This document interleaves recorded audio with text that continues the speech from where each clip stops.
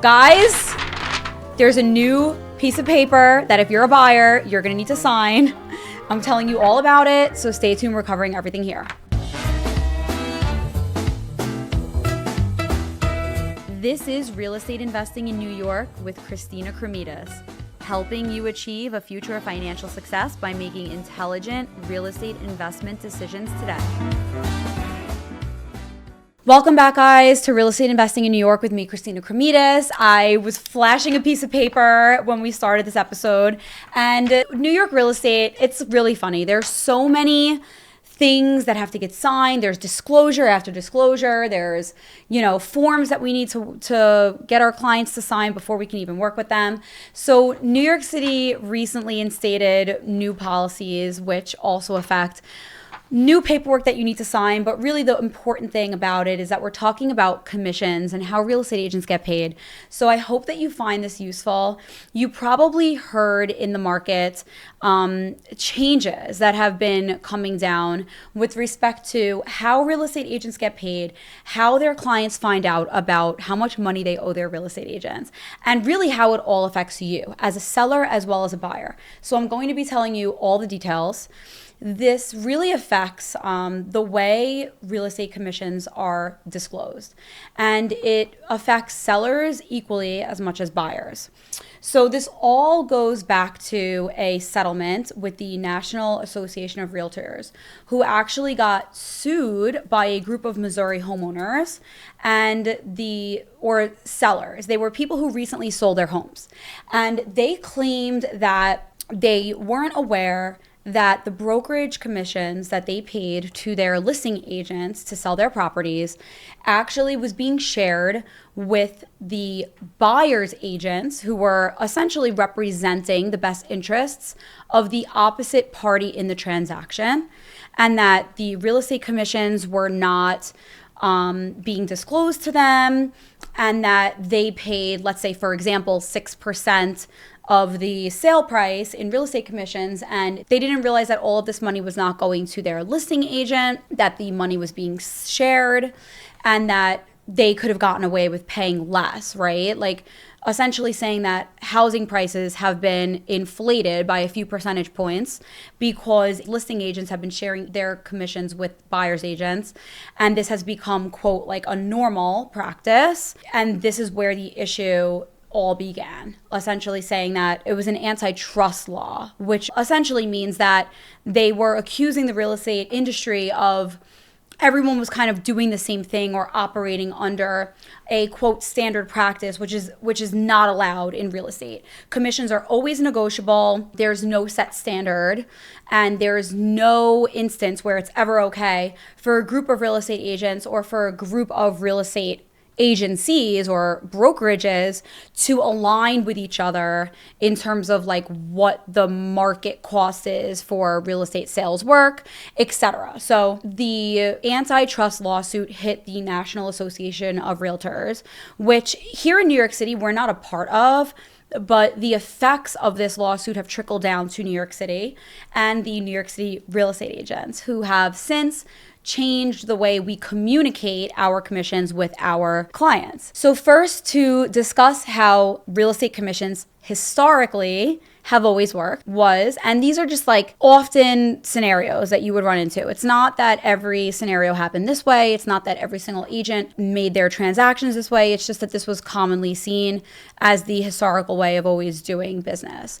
When a seller would list their apartment, they would hire a real estate agent, which is their listing agent, to advertise the apartment, photograph the apartment, show the apartment to potential buyers, and ultimately broker a deal, right? Find a buyer that is willing and able to pay the highest price that the seller can, hope to sell their apartment for. Of course, the market drives the price, and the broker is in charge of organizing all sides so that the conditions can favor the seller if they're working for the seller. So when the apartment hits the market, the seller discusses with their agent, their listing agent, the price that it's going to cost them to successfully sell that apartment. Let's say hypothetically, the cost of that service is 5% or 6% of the purchase price. On the back end, the listing agent will sign an agreement with a seller to pay whatever that percentage is in the advertising and real estate expenses that it's going to cost to sell that apartment. And then on the back end, a listing agent would have the right to offer compensation and essentially like advertise an incentive for buyer's agents to bring their buyers into the property and essentially increase the number of people that are able to come into the property by sharing their commission with the buyer's agent. And this was always done between the brokerages. So as a Douglas Elliman agent, if I signed an agreement with a seller to pay me X percentage of the sale price upon a successful sale, I would then have the right to say to a buyer's agent, I will compensate you 3%, bring your buyer, and your cost of your service is covered, right? And of course, everything is baked into the bottom line of the property. So my seller is accounting for the percentage that we agreed on as the real estate advertising expenses, and that is buffered into his bottom line that he's willing to sell the apartment for. And the cost for all real estate agent services, including the buyer's agent service, was always factored in to the bottom line that the seller was willing to negotiate down to, of course. All of the real estate agents would be paid off in this process, and the buyer didn't feel like they had to dig into their pockets to pay their buyer's agent out of pocket. They were able to have their buyer's agent fee baked into the price of the home and ultimately financed. If they were getting a mortgage, they would be financing this overall cost, and it is extremely beneficial to them because they get the professional service of a buyer's agent to help them identify properties, to help them negotiate, and to make sure that they're being taken care of and that their interests are prioritized in the transaction. And that's their buyer's agent's responsibility. And in all this, they're able to bake the costs into the overall home price and finance it, meaning they don't have to come out of pocket. If they're financing 80%, let's say, and putting down 20%, they're only paying 20% of their real estate agent's costs and financing the remaining 80%. So really it's a, I don't want to say that any cost is nominal, but it's not a cost that ever hurt a buyer. And the benefit that you're getting from a buyer's agent is immensely valuable compared to the couple of percentage points or few percentage points that your buyer's agent is essentially making, right? I don't think any buyers ever think that their agent is not making money. But this has always been the case, was that the amount of money that the seller had budgeted for expenses covers every real estate agent that is involved in the transaction. So fast forward to today. There are changes now that came out of this lawsuit that affect how real estate commissions and compensation is disclosed to clients. So now we operate as follows. A seller will discuss with their listing agent the cost that it's going to be to successfully sell that apartment. This doesn't mean that the cost of selling the apartment has changed at all. It just means that now on our listing agreements with sellers, we have more than one fill-in-the-blank option when it comes to the brokerage commission. What it looks like now, as opposed to one single line that said 5% or 6%, and the brokerages would discuss their separate agreements accordingly between listing agents and buyer's agents, what our agreements now look like is multiple blanks that say, if there is a buyer's agent involved in the transaction, my listing agent is going to take X percentage. They're going to earn X percentage of the purchase price, and I'm going to offer X percentage to the buyer's agent in the transaction.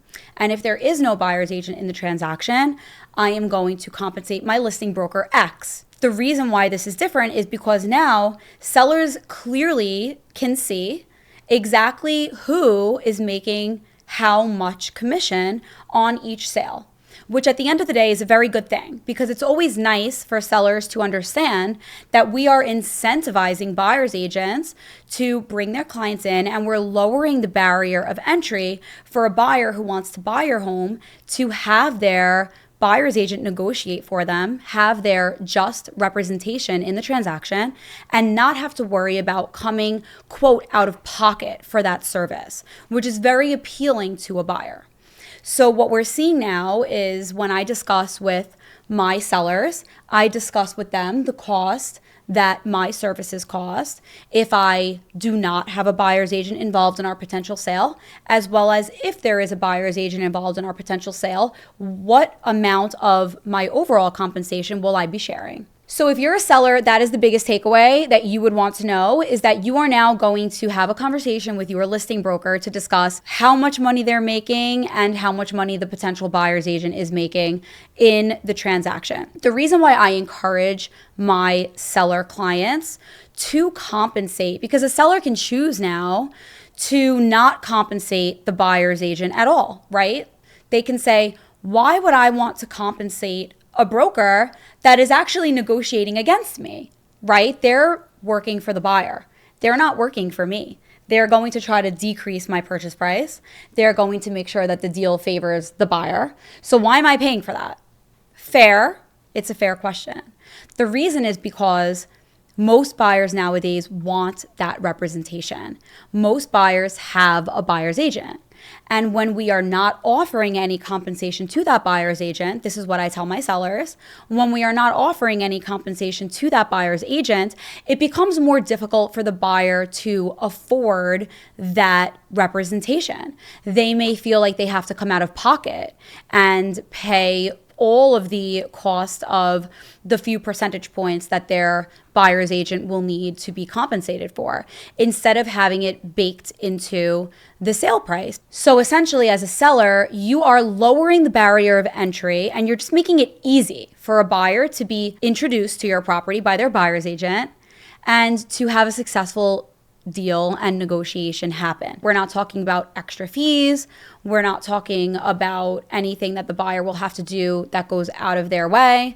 It's just a matter of, you can give the buyer the comfort that their buyer's agent is being compensated by the amount of money that we budgeted for that service. Now, if you're a buyer, this is where the little piece of paper that I was shaking around at the beginning of this episode comes into play, because now we're also disclosing to our buyers how much the buyer's agent is being compensated. So if I am your buyer's agent and you are my client looking to buy a home, I will be letting you know if sellers are compensating me for my service to you, what my service to you costs. And so you can know what to expect.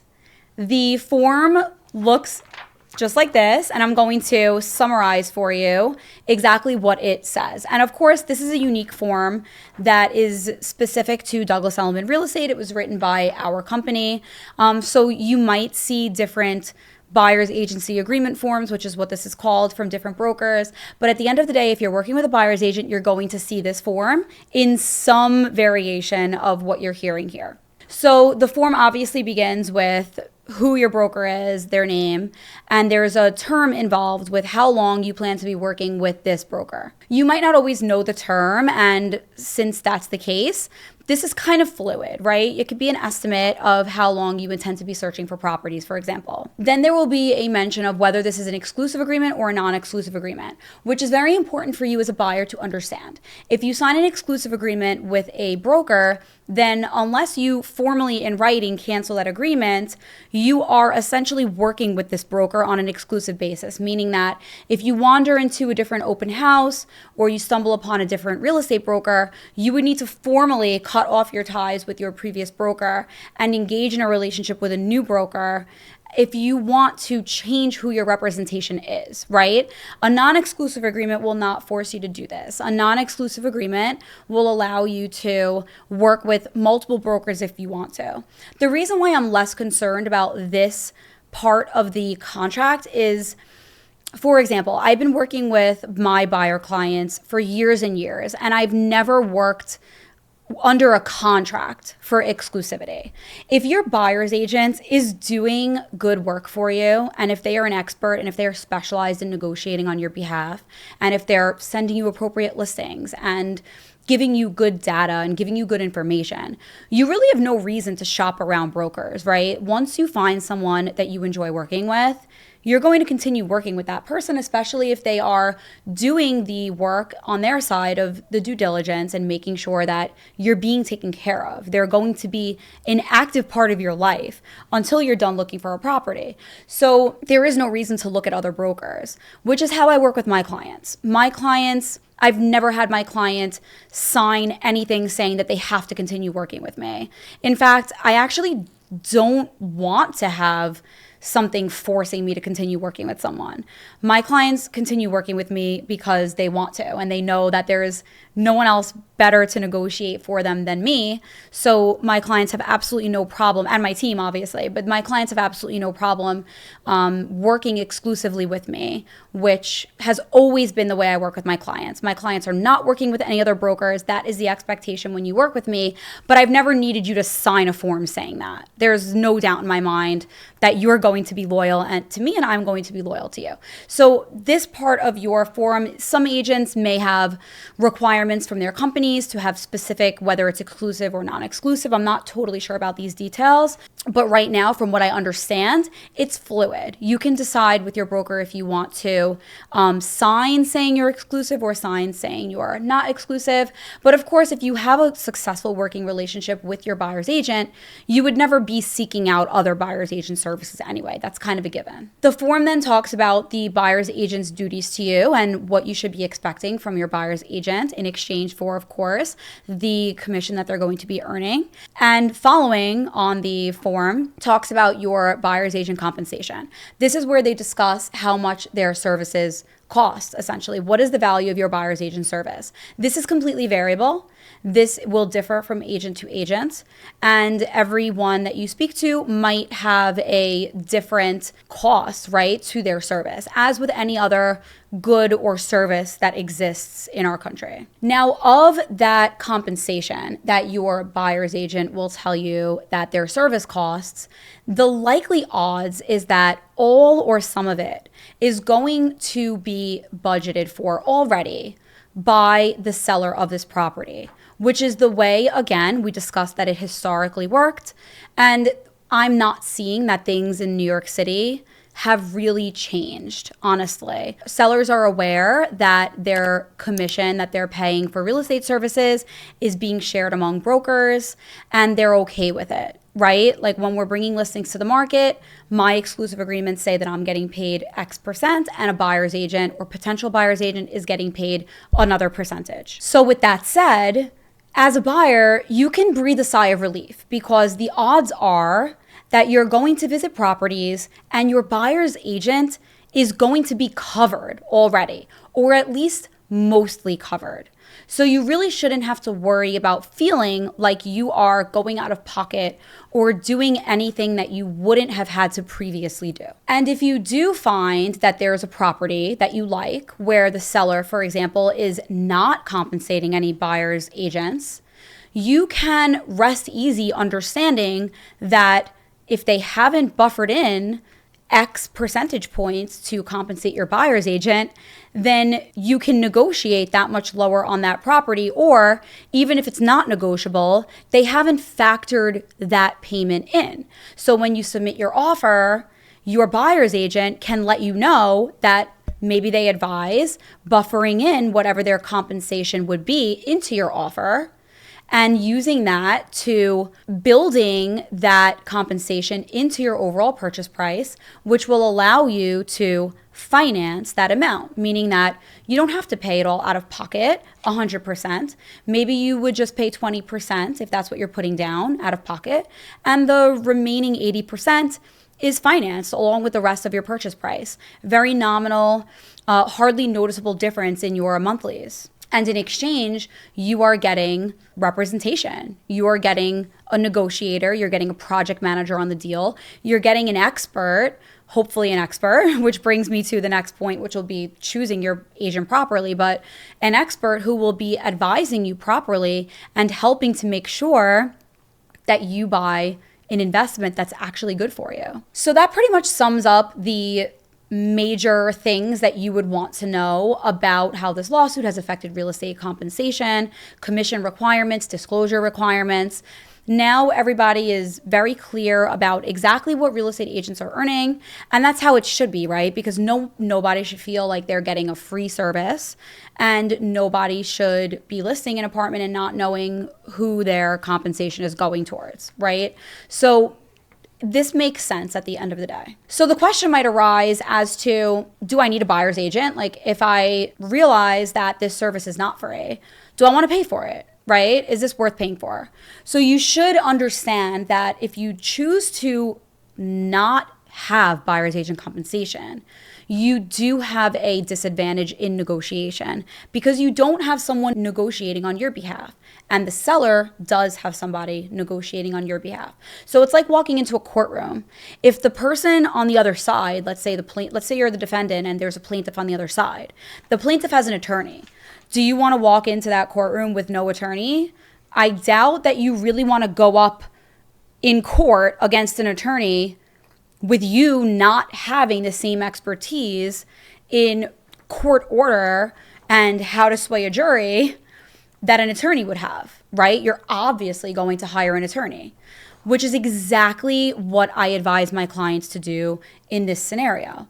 If you are communicating and negotiating with a listing agent, then you should have a buyer's agent that is just as much of an expert in the industry, in negotiation, in what is correct and not correct when it comes to property sales, to be negotiating on your behalf, to make sure that you're taken care of. And if you choose not to have a buyer's agent, then you should also be aware of what we call the New York State disclosure form, which is actually required. You will also have to sign. This was always a thing. You have to sign this when working with any agents at all. But this form does mention what dual agency is, which is what arises if a buyer is negotiating directly with a seller's agent, right? Where a seller's agent is attempting to represent both sides of a transaction. So you could choose to not be represented, where you're up against a listing agent, right?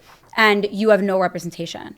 Or you can ask the seller's agent to also represent you and to do the right thing by you as well. It's very difficult to execute on this as an agent because now you're tasked with representing opposite sides of a transaction. So it's difficult, right? It's actually illegal. This is called dual agency, and it is illegal without proper disclosure. And that's what this form does, that your agency disclosure form, which you will be given in the event that you choose to ask a seller's agent to negotiate on your behalf as well. And what this form says is that in such a dual agency situation, the agent will not be able to provide the full range of fiduciary duties to the buyer and seller. The obligations of an agent are also subject to any specific provisions set forth in an agreement between the agent and the buyer and the seller. An agent acting as a dual agent must explain carefully to both the buyer and seller that the agent is acting for the other party as well. The agent should also explain the possible effects of dual representation, including that by consenting to the dual agency relationship, the buyer and seller are giving up their right to undivided loyalty. Okay? A buyer and seller should carefully consider the possible consequences of a dual agency relationship before agreeing to such representation. This form was written by the New York Department of State. This form was not written by a brokerage. This form was not written by a real estate agent.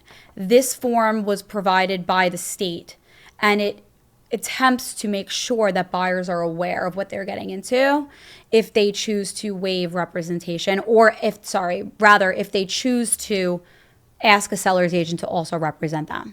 Okay? The form also discusses what a seller's agent role is to their seller. It also discusses what a buyer's agent role is to a buyer.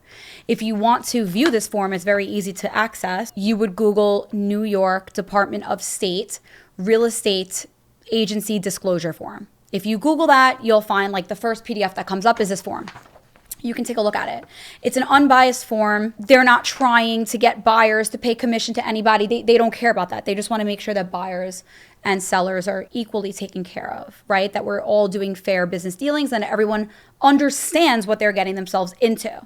So this is a third-party form that I like to help explain this, because oftentimes a buyer might say, I'm going to try to save the cost of a buyer's agent and negotiate myself, or ask the seller's agent to also look out for me. It's really not usually a recipe for success. It often leaves each side with exposure in the negotiation. There's going to be things revealed about each side that you might not want to reveal when it comes to maintaining your negotiation leverage. And there's also going to be a lack of strategy used to fully and wholeheartedly represent just you, as the form that's written by the New York Department of State just mentioned, right? The agent is not going to be able to fully and wholeheartedly solely represent you. Finally, bringing me to the question of, if I'm going to pay for real estate agent representation on the buy side, how do I make sure that my real estate agent is worth the cost, worth the value? You should absolutely ask your real estate agent about their experience and expertise in the neighborhood, as well as the type of buildings that you're looking to shop in. And you should also look up the agent's website, look at their history, look at their transactions, get a sense, look at their testimonials. Look at testimonials, get a sense for the quality level of service that this real estate agent is really providing. Also understand something very important. Please, if you take something away from this episode, it should be this. I've mentioned it in other episodes, but it was kind of rolled into longer episodes. Maybe you didn't get to it. Choose a real estate agent on the outfront of your apartment search, and then stick with this agent, because when you're looking at listings on Zillow and StreetEasy, if you're shopping for listings yourself and not working with an agent to provide listings to you, and you're scrolling on Zillow or StreetEasy or any of the big real estate companies, and you see a listing that looks good to you, let's say, and you click on that listing and you say, speak to the agent, or contact the seller, or attend an open house. The odds are nearly 10 out of 10 times that when you click on a property of interest and you sign up to attend an appointment or an open house or ask a question, your inquiry is actually getting forwarded to a buyer's agent. This is a random buyer's agent that you're not really actively choosing. The reason why these websites do this is to mitigate the instances of dual agency. They are not looking to put buyers directly in touch with sellers. They are looking to put buyers in touch with their own representation. Now, there are vetting processes for the real estate agents that these websites will forward your request to. It won't just be any run-of-the-mill agent. The odds are that you'll get in touch with a decent agent, because there are requirements to being able to receive these buyer requests within Zillow or StreetEasy. There are standards that these agents have to meet for Zillow or StreetEasy or Realtor or any of these companies to put a buyer inquiry over to an agent. So in order to get into these partnerships with Zillow and StreetEasy, you have to have some level of expertise under your belt as a real estate agent, and you have to have good customer feedback, right? So you won't be getting your request sent over to a terrible person. But with that said, you're not actively choosing them either. Now, in a best case scenario, you'll like who you get referred to, and you'll choose to work with that person moving forward. That's the goal, right? But knowing that going into it, you want to make sure that you are strategically choosing your buyer's agent based on testimonials, based on what you see on their online presence, their website, their social. You want to make sure that you're working with an expert that is going to save you the most money possible, take care of your best interest in the transaction, make sure that the terms of the deal are working in your favor. You need someone that really understands every single facet of the real estate transaction, because there are a lot of things that people might just miss. They might not even realize that a buyer wasn't represented fully because there was a component to it that was just not understood. Okay, there's a lot of pieces of the puzzle and moving parts in a real estate transaction, and being able to properly represent buyers is a specialty that is very, very important. You want to make sure that you're working with someone that is going to offer you this impeccable level of service. Of course, whether you're looking to sell or buy property, I'm always happy to be your girl. You know how to find me. My email address is christina.kremidas@element.com. My website is christinakremidas.com. Feel free to stop by, take a look, reach out to me. I'm very accessible and I can always discuss with you what your goals are and whether we would be a good fit for each other. I wanted to leave you with a short and sweet episode. I really didn't want to draw this out into something so long that people might see a long video or a long podcast and question whether they have time for it and potentially skip it. So I'm going to keep it short and sweet. Please know that you can reach out to me with any additional questions. If you have any further questions after listening to this episode that you would like more clarification on, please reach out to me anytime. I'm always, again, very open and here for you guys. But I want to cut it and keep it short so that no one is overwhelmed and that we get as many listens as possible to this episode, because it is incredibly important information that everybody should be aware of. So thank you for listening. I'm always here for you, and stay tuned for the next episode, and thank you for being here.